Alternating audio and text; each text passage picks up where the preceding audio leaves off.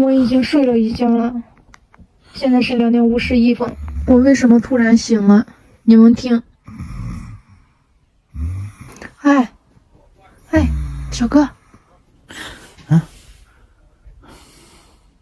一晚上都在打呼噜，自从睡着之后一直在打呼噜，我已经醒了好几次了。我把他叫醒之后，他就不打了。我现在再等一会儿，看他打不打，不打我就要睡觉了。我真的受不了了。过了半个小时之后，他又开始了。你们听，我打算睡在他的房间里边去，让他自己一个人在这睡着。我实在受不了这个声音。同居第1天，我真的要崩溃了。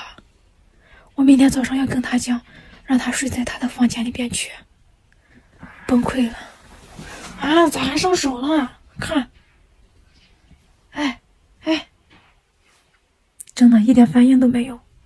我决定抛弃他了，把我的眼镜拿着，要不然啥都看不到。把我的枕头拿着，看这会儿又不打呼噜了，让他一个人在这睡觉吧。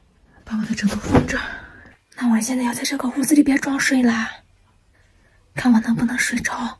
A few moments later. 兄弟们，我失败了，现在是5点半。一个人睡在这个小屋子里边太害怕了，真的装睡装了好一会儿都没有睡着，感觉特别冷，特别孤单，比我那个房子冷清多了，冷得发抖。我现在打着手电筒，我还是过去睡吧。如果他在打呼噜的话，我一定要把他叫起来和他掰扯掰扯。我真是服了我自己了，又拿着我的枕头过来了，还在打。哎，醒醒醒醒！哎，有个鸡腿，有个鸡腿。啊，干啥？快点快点，起来起来起来！吃饭了，吃饭了。快，我去开灯了啊！干啥？咋还睡着呢？快起来，该上班了，快！快上班了。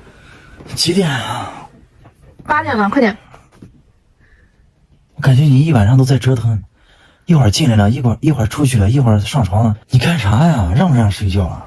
太有理了，现在是早上5点半左右，你一晚上都在打呼噜，我根本就没有睡觉，从2点以后。我哪里打呼噜呀？我就从来不打呼噜。我知道你要狡辩，所以我把整个过程都录下来了。你还不想承认，明明自己就是打呼噜了。小哥，我不想和你睡了，才同居第1天，你这呼噜打的，我实在受不了。哎，再睡一会儿吧，快。你还打呼噜不？我不打了，我就不打呼噜。我不打呼噜了，赶紧来睡一会儿，我一会儿要上班了。我真是服了这个人了，还是一个人睡着好呀。前脚刚说完话，后脚已经睡着了。他要是再打呼噜的话，明天晚上让他出去睡沙发，那个小床都不能睡了。2个手抓着我的车怕我跑了。